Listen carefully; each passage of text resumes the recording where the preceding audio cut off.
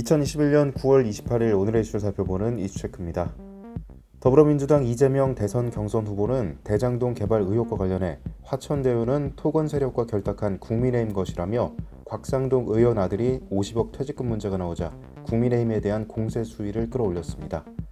이에 국민의힘은 특혜 의혹을 규명하기 위한 특검 도입 여론전을 이어가고 있는데요.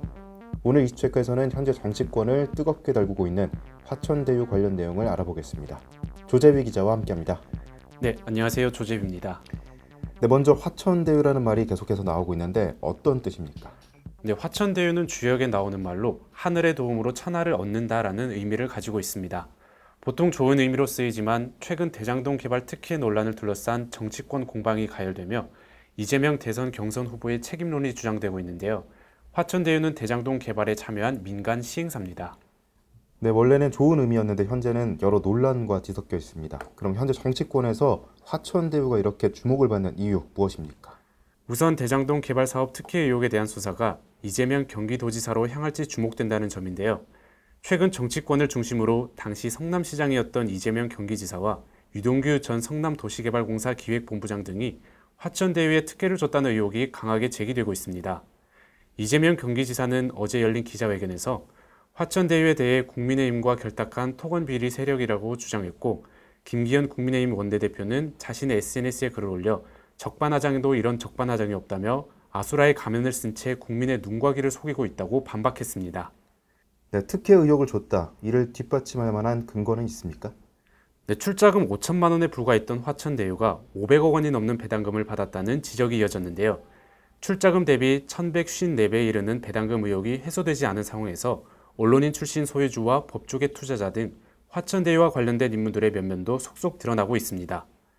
또 다른 민간 투자자 SK증권 역시 증권사의 직접 투자가 아닌 특정 금융신탁 형태의 상품에 투자한 것으로 알려지고 있으며 3억 원을 투자한 사실과 이 특정 금융신탁에 포함된 개인 역시 사실상 화천대유의 설립자가 관여되어 있다고 알려져 의혹을 키우고 있는 상황입니다. 네, 뜨거운 의혹이 제기되고 있는 화천대유. 이재명 경기지사의 입장은 어떻습니까? 이재명 경기지사 캠프 대변인 송평수는 성남도시개발공사는 리스크를 전혀 지지 않고 나중에 청산할 때 자본금까지 돌려받게 되어 있다며 1조 5천억 원에 해당하는 막대한 자금을 동원한 금융기관이 가장 큰 위험을 부담한 것이라고 입장을 밝혔는데요. 이 지사 역시 의혹은 전혀 없다는 입장을 밝혔습니다. 네, 그런데 이처럼 이 지사로 향하던 화살이 이제는 국민의힘 쪽으로 돌아가는 것처럼 보입니다. 어떤 상황이죠? 네, 여권의 맹공을 퍼붓던 국민의힘이 곽상도 의원 아들의 화천대유 퇴직금 논란으로 도리어 수세에 몰린 것으로 보이는데요. 곽 의원의 아들은 2015년 입사해 올해 3월 퇴사했습니다. 그는 입사 후 세전 기준 230만 원에서 380만 원 상당의 급여를 받았고 퇴사하면서 성과급과 위로금, 퇴직금 등 명목으로 50억 원을 받았습니다. 이 지사는 이 50억 원이 박근혜 정부와 국민의힘이 성남시 공공개발을 지지해준 대가성 뇌물의 일부로 의심된다며 돈의 성격의 의혹을 제기했습니다. 네, 의혹과 관련해 참 팽팽한 입장차가 있습니다. 국민의힘에서는 어떤 움직임을 보이고 있습니까?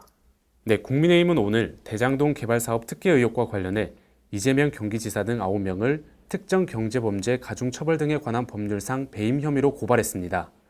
주요 혐의는 특정 경제범죄법상 배임으로 성남도시개발공사가 대장동 개발을 위한 민간 사업자를 선정하면서 화천대유가 포함된 컨소시엄이 선정되도록 특혜를 주고 지분 7%에 불과한 화천대유와 천화동인의 막대한 수익을 몰아줘 성남시와 성남시민에게 재산적 손해를 입혔다는 것입니다.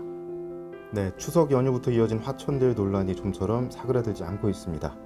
이재명 후보가 누적 득표에서 이낙연 후보를 앞서며 대세론이 쉽게 꺾이지 않을 것이라는 전망이 많지만 대장동 의혹의 전개 여부에 따라 표심에 영향을 미칠 수도 있는 상황. 경선 레이스와 함께 의혹에 대한 수사 상황에도 많은 이목이 집중되고 있습니다. 이상 이슈체크였습니다.